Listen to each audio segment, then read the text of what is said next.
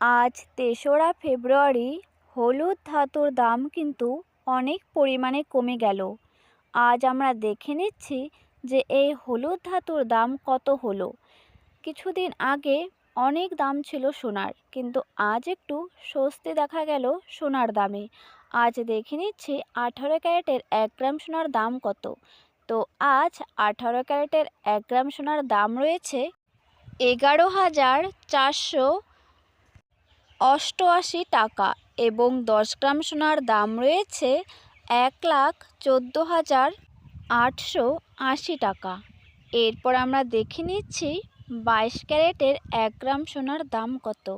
তো আজ 22 ক্যারেটের 1 গ্রাম সোনার দাম রয়েছে 14,040 টাকা এবং 10 গ্রাম সোনার দাম রয়েছে 1,40,400 টাকা।